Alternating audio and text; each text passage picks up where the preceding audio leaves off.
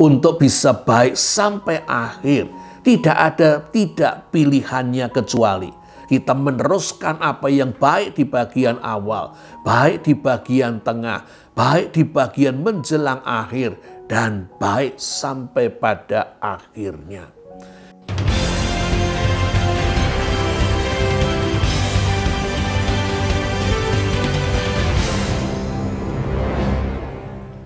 Shalom Bapak Ibu, Saudara-saudari, selamat bertemu kembali bersama dengan saya dalam seri Walking with God. Kali ini saya akan membahas tentang Raja Yosia. Saya mengajak Bapak Ibu yang belum melakukannya untuk subscribe, dan bila apa yang Bapak Ibu dengar berguna, bisa di-share kepada teman-teman yang lain. Mari kita terlebih dahulu berdoa. Ya Tuhan yang kami kenal, kami sembah di dalam diri Tuhan Yesus Kristus. Tuhan yang mengasihi dan yang memeliharakan hidup kami.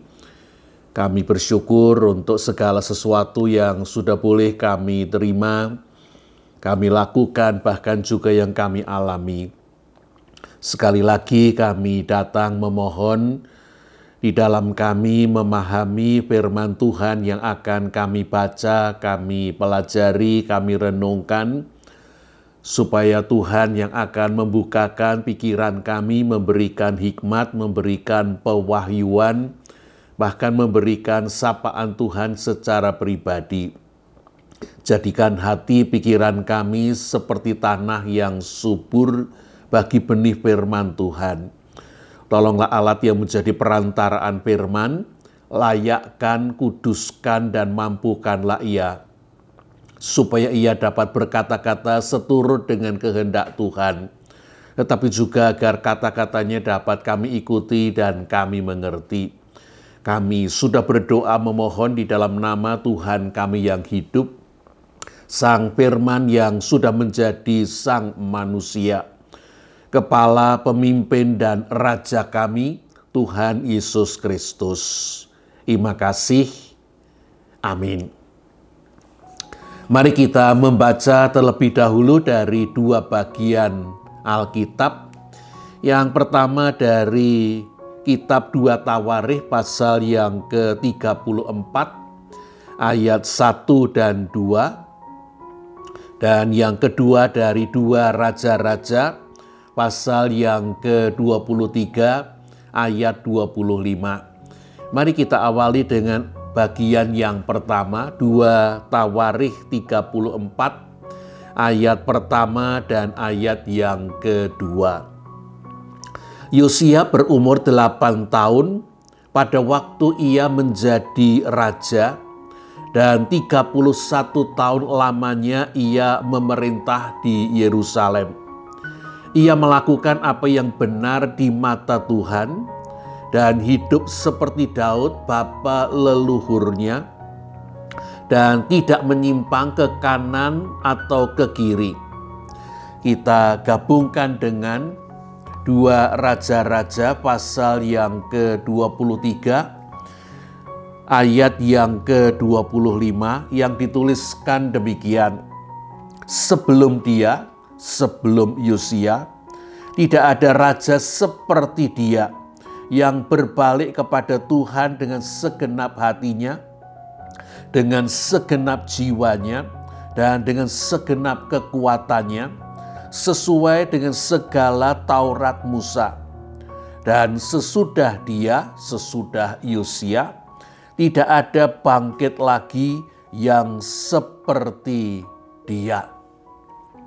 Bapak, Ibu, Saudara-saudari yang dikasihi oleh Tuhan Yesus Kristus, Yosia menjadi raja pada usia yang sangat muda, 8 tahun. Ia anak dari Amon yang dinilai jahat di mata Tuhan, dan ia cucu dari Manasye yang juga dinilai jahat di mata Tuhan. Bahkan apa yang diriwayatkan seringkali menggambarkan Manasye sebagai raja yang paling jahat. paling buruk. Tetapi Yosia ternyata menjadi seorang raja yang dinilai melakukan apa yang benar di mata Tuhan, sama seperti Daud bapa leluhurnya.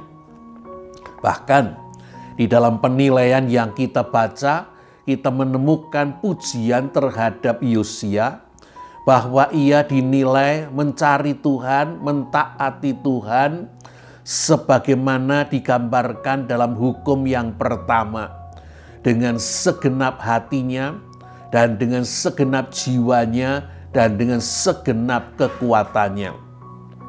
Menjadi sebuah pertanyaan, apa yang sebetulnya dilakukan oleh Yosia sehingga dia dinilai dengan penilaian yang amat sangat baik. Mari kita lihat. Pada tahun ke-8 dari pemerintahannya, berarti Yosia berusia 16 tahun, Yosia mulai mencari Tuhan, Allah Daud, bapa leluhurnya. Dan pada tahun ke-12 pemerintahannya, Yosia berusia 20 tahun, ia mulai mentahirkan Yerusalem dan Yehuda. Yerusalem itu ibu kota dan Yehuda itu provinsinya. Yosia melenyapkan bukit-bukit pengorbanan. Ia meluluh lantakkan tiang-tiang berhala, patung-patung pahatan, patung-patung tuangan. Dia menghamburkan semuanya itu di atas kuburan orang-orang yang mempersembahkan korban kepada berhala-berhala itu. Misbah-misbah Baal dirobohkan, juga pedupaan di atas misbah Baal disingkirkannya. Dan pada tahun ke-18 pemerintahan Yosia, pada waktu dia berusia 26 tahun, Yosia memerintahkan supaya bait suci diperbaiki, supaya bait suci digunakan kembali. Dan ketika para imam dan para Lewi melakukan tugas mereka membersihkan bait suci, mereka menemukan yang disebut dengan kitab Taurat. Diduga itu adalah bagian dari kitab Ulangan pasal 19 sampai dengan pasal 24 yang memuat hukuman Tuhan apabila bangsa Israel melakukan apa yang jahat di mata Tuhan, yakni melakukan penyembahan berhala. Tuhan akan mengusir dari tanah mereka. Tuhan akan membiarkan mereka menjadi tawanan, orang-orang buangan, dan dibuang oleh Tuhan. Ketika kitab Taurat ini, Ulangan pasal 19 sampai dengan 24 dibacakan di hadapan Raja Yosia. Yosia sangat terkejut, berduka cita, ia menangis, ia mengoyakkan pakaiannya. Dan kemudian ia mengutus orang-orangnya untuk mencari seorang nabi dan bertanya apa yang harus ia lakukan. Dan orang-orang yang diutus oleh Yosia ini kemudian bertanya kepada Nabi Yahulda. Dan Nabi Yahulda menyatakan bahwa amarah Tuhan terhadap raja-raja Israel dan Yehuda sudah tidak bisa lagi ditangguhkan. Sudah tidak bisa lagi dibatalkan. Israel Utara sudah dilenyapkan oleh Tuhan pada zaman Raja Hizkia. Dan Tuhan juga akan menumpahkan murkanya kepada kerajaan Yehuda. Tetapi oleh karena Yosia merendahkan diri di hadapan Tuhan, oleh karena Yosia menangis dan mengoyakkan pakaiannya, hukuman Tuhan tidak akan dijatuhkan pada masa hidup Yosia. Dan itulah berita yang menakutkan. tetapi sekaligus merupakan sebuah berita yang melegakan. Oleh karena hukuman Tuhan belum akan dijatuhkan dalam masa hidup dan pemerintahan Yosia. Lalu Yosia bersama dengan para imam dan segenap rakyat Yerusalem, bahkan juga Yehuda, mengadakan perjanjian dengan Tuhan bahwa Raja Yosia bersama dengan bangsa Yehuda akan hidup mengikuti apa yang merupakan peraturan Taurat, perintah maupun ketetapan maupun larangan. Dan Yosia kemudian memfungsikan kembali bait suci dengan membuang segala perkakas yang sudah dibuat dan ditempatkan di bait suci, padahal itu bukan dimaksudkan sebagai alat untuk beribadah, alat untuk menyembah kepada Tuhan.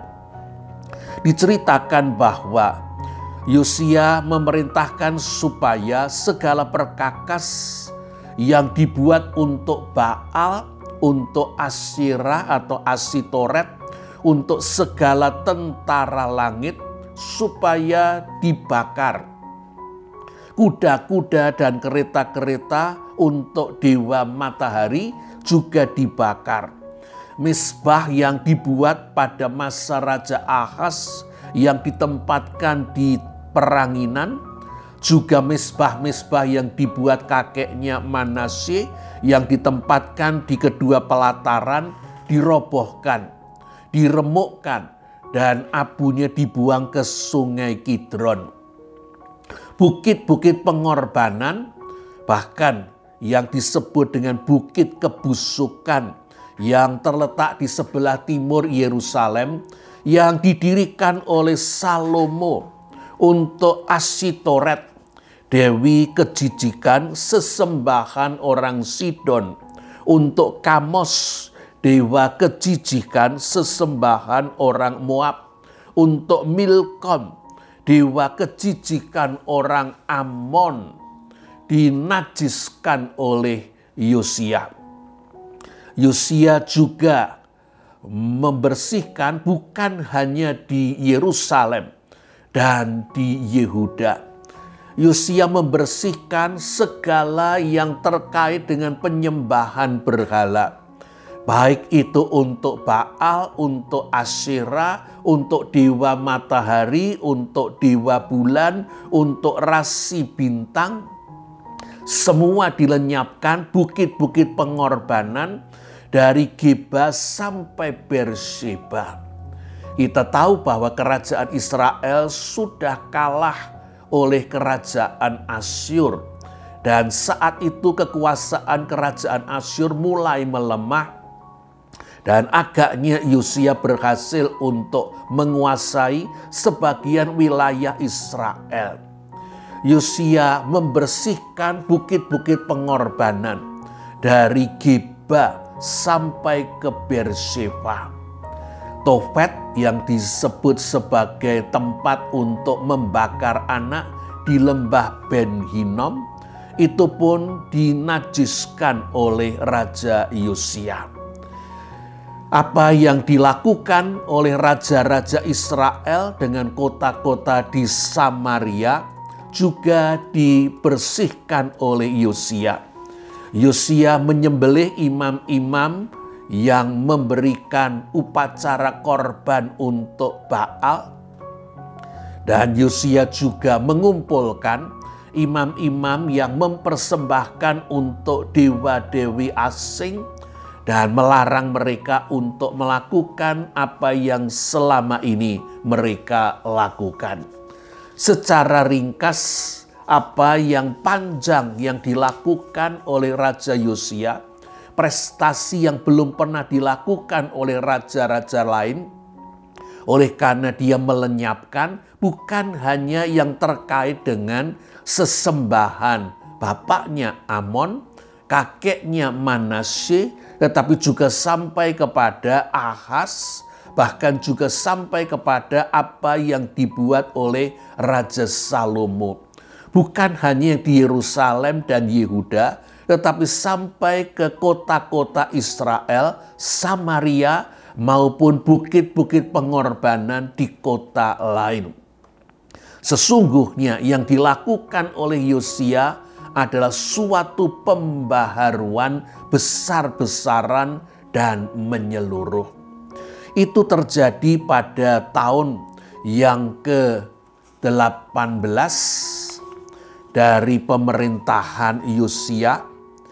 Dan kemudian kita hendak melanjutkan bahwa dengan melenyapkan apa yang dilakukan oleh Yosia, terutama ketika dia sampai ke Betel dan melenyapkan bukit pengorbanan yang dibuat oleh Yerobeam bin Nebat.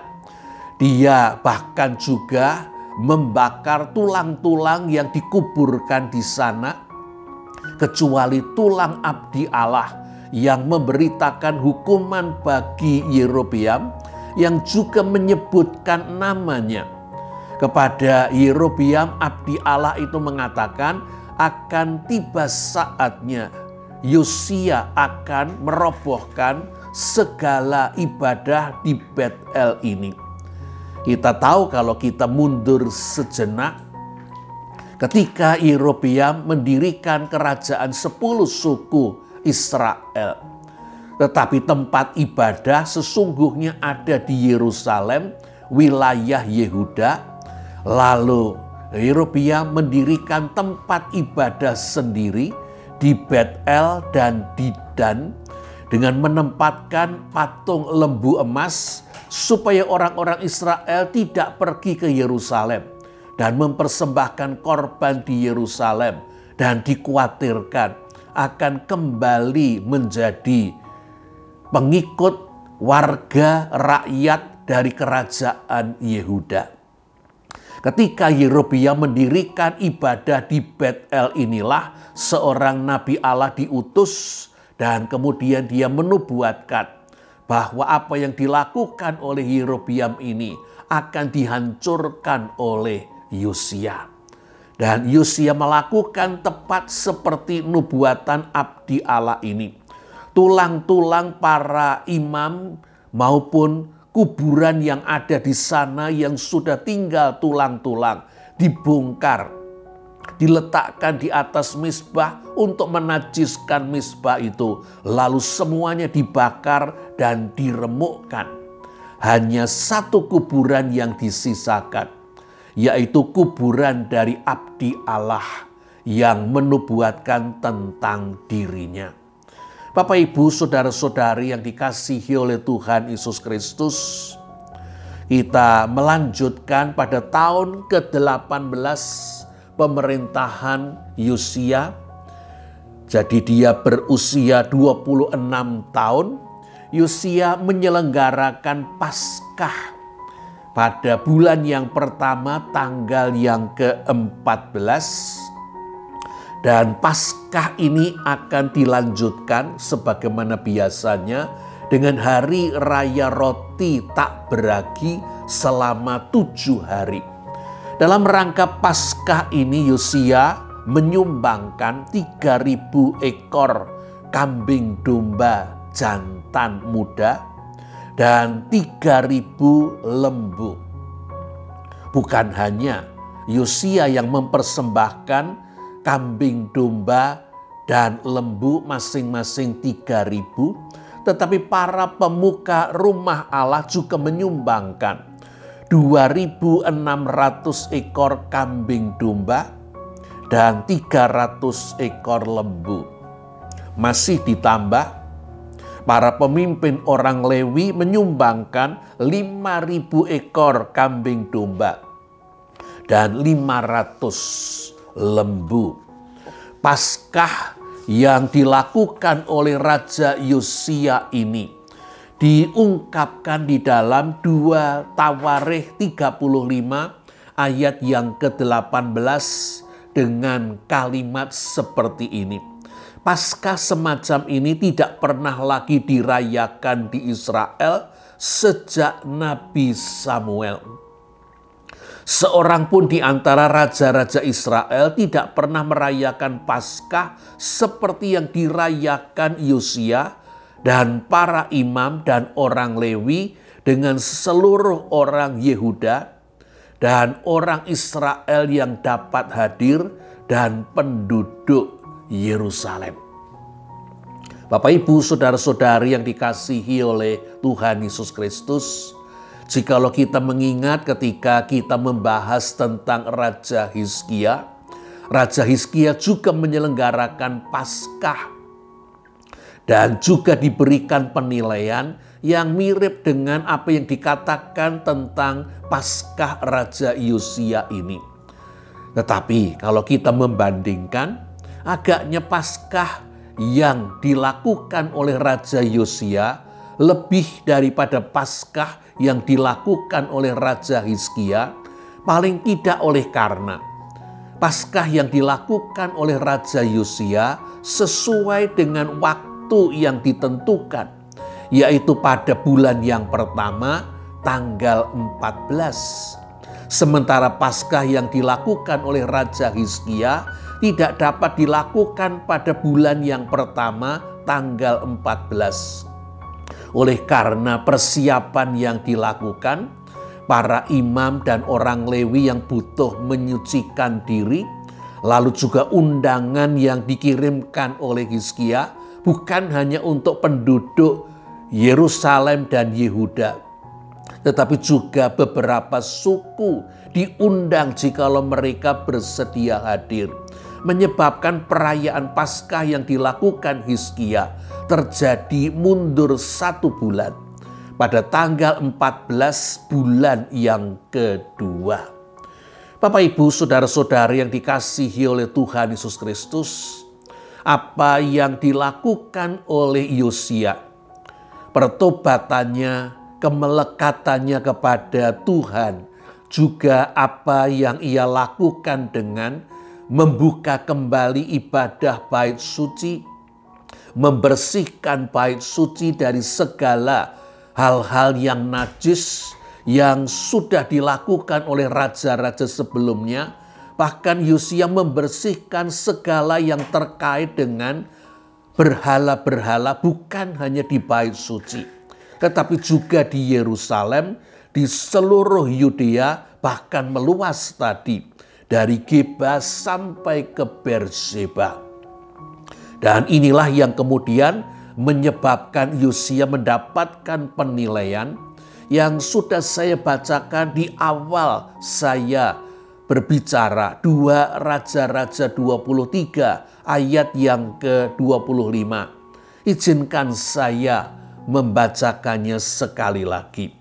Sebelum dia, maksudnya sebelum Raja Yosia, tidak ada raja seperti dia yang berbalik kepada Tuhan dengan segenap hatinya dan dengan segenap jiwanya dan dengan segenap kekuatannya, sesuai dengan segala Taurat Musa. Dan sesudah dia tidak ada bangkit lagi yang seperti dia. Bapak, Ibu, saudara-saudari yang dikasihi oleh Tuhan Yesus Kristus, saya menilai Yosia adalah Raja Yehuda yang terbaik. Dan bahkan mungkin Yosia adalah raja yang terbaik dari seluruh raja Israel dan raja Yehuda. Sehingga Yosia dikatakan berbalik kepada Tuhan dengan segenap hatinya, dengan segenap jiwanya, dan dengan segenap kekuatannya. Sama seperti hukum yang pertama yang dikatakan, kasihilah Tuhanmu, kasihilah Tuhan Allahmu dengan segenap hati, segenap jiwa. Dalam terjemahan seringkali menjadi dengan akal budimu, segenap akal budimu, dengan segenap kekuatanmu. Yosia ternyata salah satu yang mampu melakukan itu. Dan perintah yang sama masih berlaku sampai hari ini untuk kita semua. Mengasihi dan melekat dekat dan melayani Tuhan dengan segenap hati, segenap jiwa, segenap akal budi, dan dengan segenap kekuatan. Apa yang kita lakukan? Bagaimana ibadah kita dengan Tuhan? Bagaimana hubungan kita dengan Tuhan? Kita diperintahkan untuk mengasihi dengan segenap. Apakah kita masih terus sedang berupaya menambah-nambahkan hubungan kita dengan Tuhan supaya makin dekat, makin erat, makin intim, dengan kita bersedia untuk memprioritaskan, dengan kita bersedia untuk mendisiplin diri. Demikian juga dengan pelayanan kita. Kita masih berusaha untuk melakukan pelayanan kita dengan lebih baik lagi. Ataukah Bapak, Ibu, Saudara-saudari maupun saya cukup puas dengan apa yang sudah kita capai selama ini? Kita merasa sudah cukup baik. Kita sudah jauh lebih baik ketimbang dulu. Dan bahkan bisa jadi ada pelayan-pelayan Tuhan yang sekarang sudah tidak lagi melayani. Statusnya adalah pensiun. Kalau ditanya ibu, bapak, om, tante, sekarang melayani apa? Jawabnya tanpa ia sadari dimulai dengan kata, oh dulu om penatua, dulu tante guru sekolah minggu. Padahal pertanyaannya bukan tentang masa lalu. Sekarang om, tante, bapak, ibu, saudara-saudari melayani di mana? Jawabnya, sekarang tidak melayani, sekarang pensiun. Apa ada untuk bisa pensiun selama kita masih diberi napas? Apakah selama kita masih bernapas, tugas kita itu sudah bisa selesai? Atau tanda kita belum selesai adalah kita masih diberi napas, kita masih harus berbuat, kita masih harus melekat dan melayani dan bersaksi dan menjadi terang dan garam.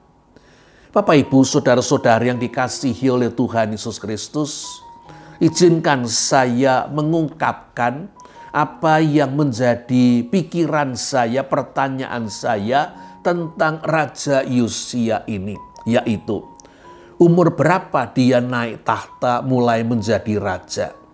8 tahun. Siapa ayahnya? Amon. Seperti apa ayahnya? Raja yang jahat. Pada waktu Yosia lahir, Amon bapaknya berumur berapa?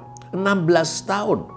Apakah Amon bisa menjadi seorang bapak yang sudah matang, sementara dia sekaligus menjadi seorang raja, padahal dia ternyata raja yang jahat? Apakah Amon mendidik Yosia untuk berbakti kepada Tuhan? Sepertinya jawabannya pastilah tidak. Mari kita naikkan. Bagaimana dengan kakek dari Yosia, Manasye? Ketika Manasye mati, meninggal, dipanggil pulang Tuhan, Yosia baru berumur 6 tahun. Oleh karena Manasye meninggal, Amon memerintah cuma 2 tahun. Dan digantikan Yosia berusia 8 tahun. Manasye sempat hidup bersama dengan Yosia 6 tahun. Apakah 6 tahun itu menjadi sebuah hal yang signifikan, berarti dan penting? Ataukah ternyata Amon sama seperti bapaknya Manasye, Manasye sama seperti anaknya Amon, dan kedua-duanya merupakan pengaruh yang buruk, yang jahat. Padahal Yosia tidak buruk dan tidak jahat. Benar seperti Daud, bapak leluhurnya. Jadi pertanyaan yang timbul dalam pikiran saya adalah, siapa yang mempengaruhi Yosia? Dan ketika saya membaca dan membandingkan kitab Raja-Raja dan kitab Tawarikh, ada satu hal yang ternyata hanya diceritakan di bagian kitab Tawarikh dan tidak di kitab Raja-Raja. Di dalam 2 Tawarikh 33 dikatakan di sana bahwa Manasye Yehuda pernah dikalahkan oleh Asyur. Dan Manasye ditangkap, bahkan diikat dengan kait seperti binatang dan diikat dengan rantai tembaga dan dibawa ke Babel. Walaupun yang mengalahkan Asyur karena Babel pada waktu itu belum menjadi kekuatan, masih jajahan Asyur. Manasye dipenjarakan dan dikatakan dalam keadaan terdesak, dalam keadaan menderita seperti itulah Manasye merendahkan diri di hadapan Tuhan. Manasye berdoa, memohon pengampunan dan pertolongan Tuhan. Dan Tuhan mendengar doa Manasye. Manasye kemudian dibebaskan dari penjara. Manasye bahkan kemudian bisa pulang ke Yerusalem. Bahkan Manasye kemudian menjadi raja kembali di Yerusalem, kerajaan Yehuda. Apa yang dilakukan Manasye sesudah dia dibebaskan dan kembali menjadi raja Yehuda? Dikatakan di dalam bagian selanjutnya, Manasye kemudian menjauhkan dewa-dewa asing, allah-allah asing, berhala-berhala dari rumah Tuhan, maupun mezbah yang ia tempatkan di gunung Tuhan dan di Yerusalem. Manasye menegakkan kembali mezbah Tuhan dan mempersembahkan korban keselamatan dan korban syukur di atas mezbah Tuhan. Dan Manasye menyerukan supaya rakyat Yehuda beribadah kepada Tuhan Allah Israel. 2 Tawarikh 33 ayat 15 dan 16. Inilah yang menjadi dugaan saya. Manasye bertobat. Manasye pada akhir dari pemerintahannya ternyata kembali kepada Tuhan, hidup sebagai raja yang mentaati Tuhan. Dan Manasye lah yang mempengaruhi Yosia selama 6 tahun mereka sempat bersama.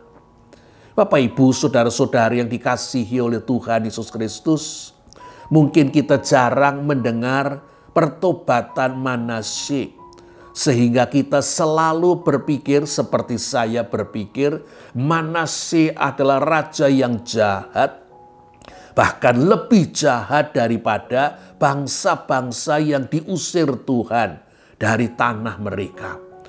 Tetapi ternyata kitab Tawarikh menunjukkan bahwa Manasye ketika dia menderita, ketika dia ditangkap, dipenjara, ketika itu dia bertobat.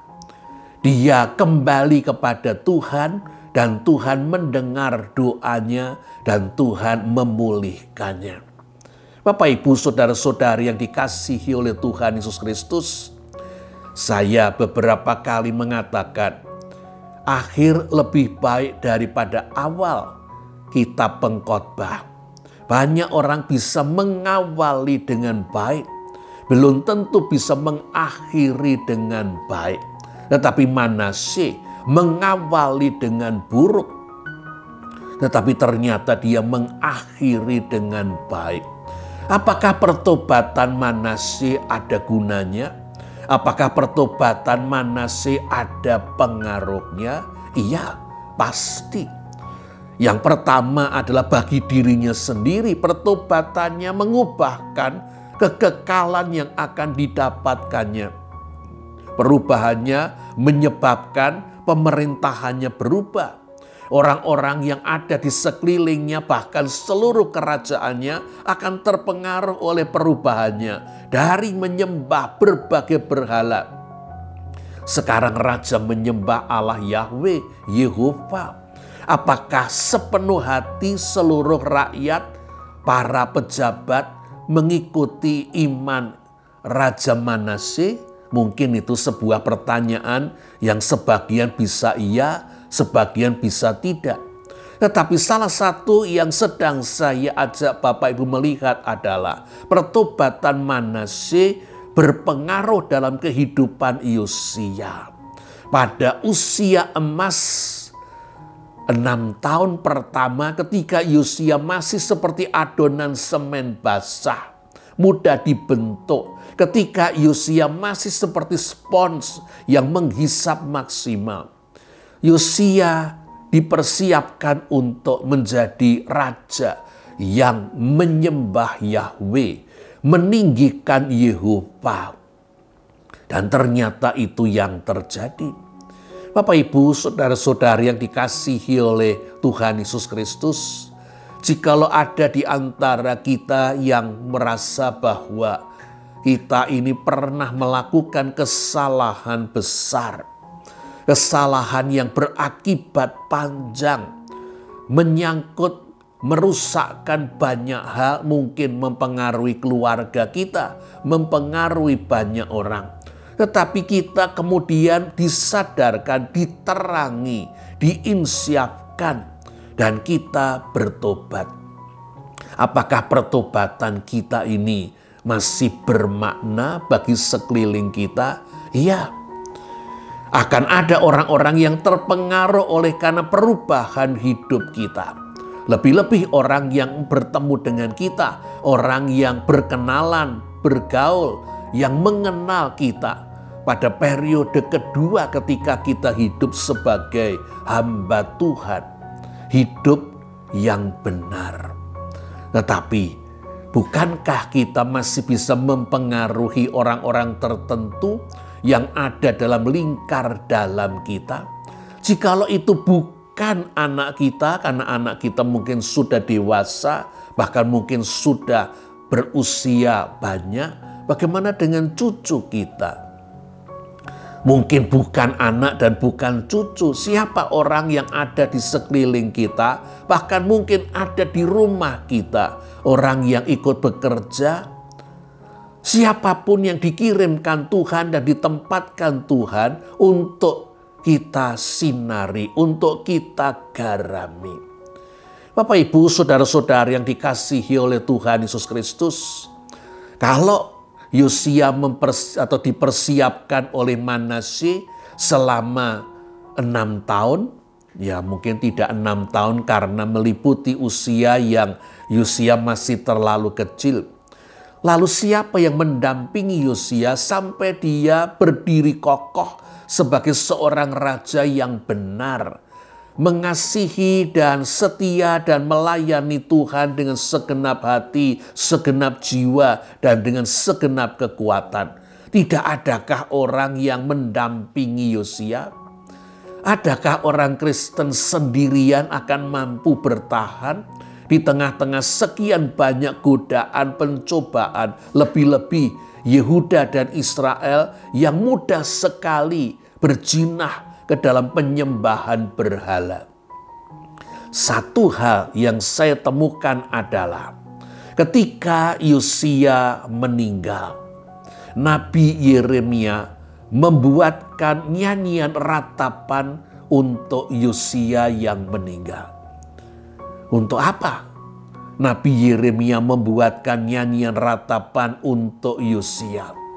Saya menemukan hal yang senada di dalam 2 Samuel 1 ayat 17 sampai dengan 27, yaitu nyanyian ratapan yang dibuat Daud untuk Saul dan Yonatan ketika kedua-duanya ini meninggal.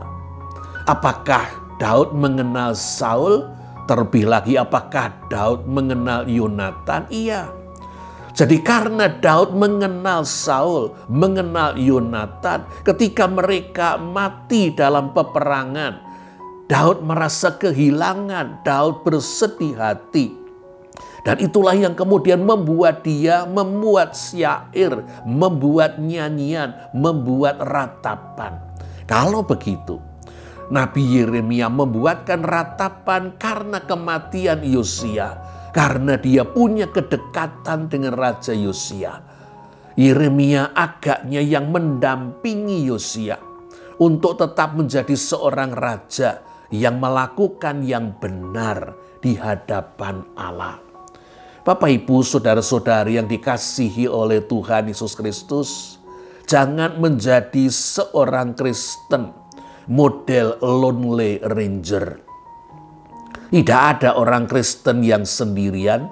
Oleh karena ketika kita menjadi seorang Kristen, kita dibaptis, diselamkan, digabungkan dengan persekutuan Bapa, Anak, dan Roh Kudus. Dan sekaligus kita dipersekutukan dengan tubuh Kristus, yaitu gereja. Orang-orang yang percaya seperti kita. Kita dijadikan komunitas, kita dijadikan persekutuan. Berdua lebih baik daripada seorang diri. Bertiga, berempat, berbanyak-banyak. Pastilah lebih baik daripada menjadi seorang Kristen lonely ranger. Siapa orang-orang yang ditempatkan Tuhan untuk mendampingi, untuk menguatkan, untuk memperingatkan, untuk menegur, bahkan untuk menyalahkan kita dalam rangka supaya kita menjadi lebih baik dan semakin baik. Kalau kita menikah, apakah pasangan kita itu menjadi pendamping yang juga menegur, memperingatkan, membangun? Ataukah kita tidak punya siapa-siapa dan juga tidak melakukan bagian kita untuk membangun saudara seiman kita, walaupun itu mungkin suami atau istri ataupun anak ataupun orang tua.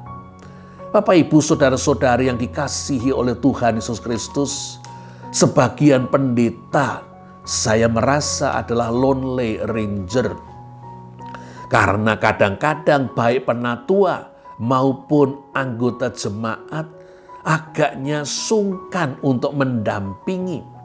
Bagaimana dengan pasangannya? Apakah mereka berperan sebagai penolong? Juga dalam hal keimanan, spiritualitas, membangun iman pasangannya yang pendeta. Apakah dia ibu pendeta atau bapak pendeta? Kita butuh orang lain dan kita dibutuhkan orang lain. Bapak, Ibu, saudara-saudari yang dikasihi oleh Tuhan Yesus Kristus, izinkan saya mengutipkan kisah lama pendeta Inggris Charles Spurgeon, lengkapnya Charles Haddon Spurgeon, yang dikenal sebagai seorang pendeta yang disebut sebagai pangeran pengkhotbah. Sebelum usia 20 tahun, dia sudah berkhotbah lebih dari 600 kali. Dan sampai ia meninggal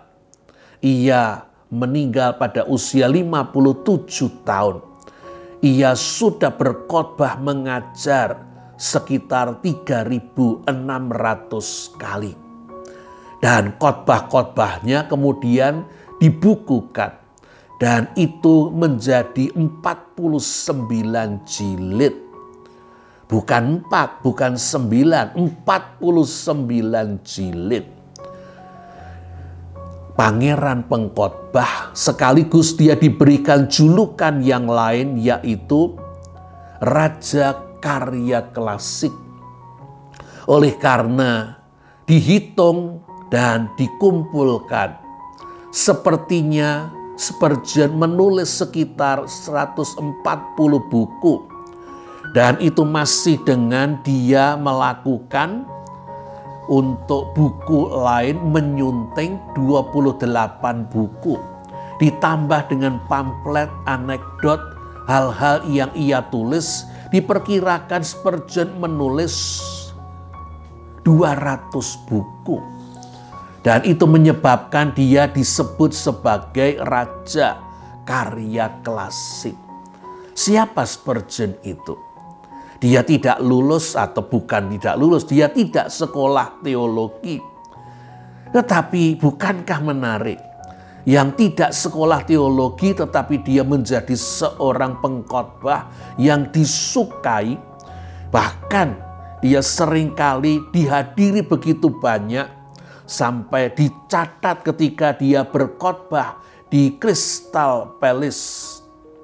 Belum ada mikrofon, gedung gereja yang sangat besar itu menampung 24.000 pengunjung.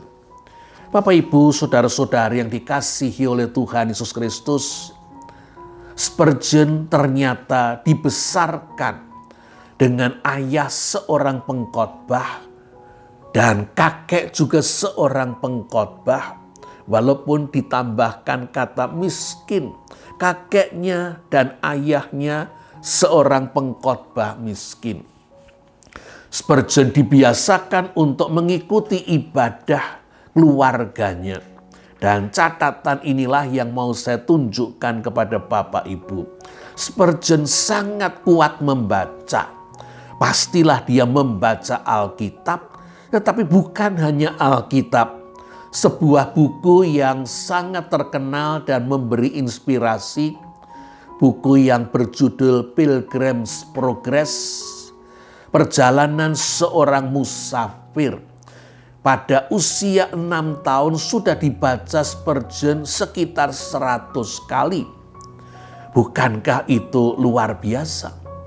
Spurgeon terbiasa untuk membaca 1 minggu 6 buku. Dia berkhotbah dari minggu ke minggu sekitar 10 kali. Khotbahnya sederhana. Bahasanya langsung kepada maksudnya, to the point. Sehingga apa yang ia maksudkan, ia khotbahkan tertangkap dengan jelas dan mudah. Siapa yang mempengaruhi Spurgeon sedemikian rupa? Pastilah ayahnya, John Spurgeon. Mungkin juga ibunya, Eliza Jarvis. Mungkin jikalau sempat mereka hidup bersama kakeknya. Bapak, Ibu, saudara-saudari yang dikasihi oleh Tuhan Yesus Kristus, bagaimana dengan kehidupan kita bila kita bercermin dalam kisah Raja Yosia ini? Melayani dengan segenap hati, segenap jiwa, segenap kekuatan, bahkan seringkali ditambah dengan segenap akal budi. Tetap menjadi sebuah perintah yang mesti menjadi arahan dan tujuan yang harus kita lakukan. Apakah kita sedang terus bertumbuh? Apakah kita terus maju untuk melakukan seperti yang dilakukan Yosia? Atau kita cukup berpuas diri dan melihat ke belakang dan membanggakan prestasi kita? Padahal apa yang mesti kita capai, pertumbuhan kita belum selesai. Oleh karena saya berani memastikan, tidak ada seorang Kristen pun, bahkan para pendeta Romo, yang pada waktu meninggal sudah mencapai, sudah sampai Roma 8 ayat 29. Serupa dengan Kristus. Pastilah belum. Karena itu sampai kita menggembuskan napas terakhir, kita mesti terus mendekat, mendisiplin untuk tetap setia melayani Tuhan. Melayani Tuhan bukan pensiun dari pelayanan. Seolah-olah kita sudah lulus. Siapa yang mengatakan kita sudah lulus? Bapak, Ibu, saudara-saudari yang dikasihi oleh Tuhan Yesus Kristus, kita butuh untuk berjalan sedemikian rupa supaya bukan hanya baik di bagian awal, baik di bagian tengah, tetapi belum tentu baik di bagian akhir, karena kita belum mengakhiri hidup kita. Untuk bisa baik sampai akhir, tidak pilihannya kecuali kita meneruskan apa yang baik di bagian awal, baik di bagian tengah, baik di bagian menjelang akhir, dan baik sampai pada akhirnya. Kita butuh orang-orang yang akan menolong kita, mengingatkan kita, menguatkan kita, menghibur kita, menegur kita. Saudara-saudara yang kita tempatkan dan kita beri otoritas, wewenang untuk menjadi sahabat iman, untuk menjadi pembimbing rohani, untuk menjadi seorang kawan yang bila dia melihat hal-hal yang tidak benar, boleh berbicara, boleh memperingatkan, boleh menegur, pastilah dengan baik, dengan kasih. Bapak, Ibu, saudara-saudari yang dikasihi oleh Tuhan Yesus Kristus, berapapun umur kita, pertanyaan yang hendak saya teruskan untuk mengakhiri adalah, Siapa Yosia bagi kita bila kita ini Manasye? Siapa orang yang bisa kita pengaruhi sehingga bila hidup kita berakhir dan sepertinya berakhir tanpa menghasilkan buah yang lebat, ternyata anak didik, anak bimbing, orang yang kita pengaruhi justru menghasilkan buah yang lebat, melampaui apa yang kita hasilkan. Dan bukankah itu sebuah kegembiraan besar?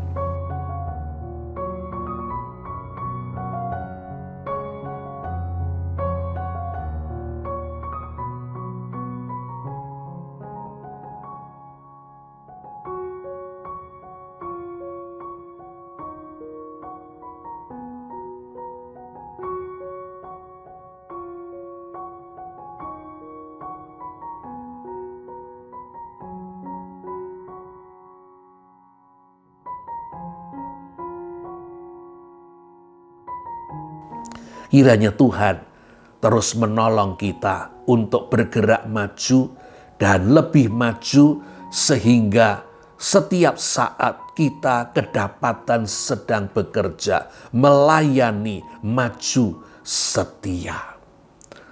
Terpujilah Tuhan. Amin.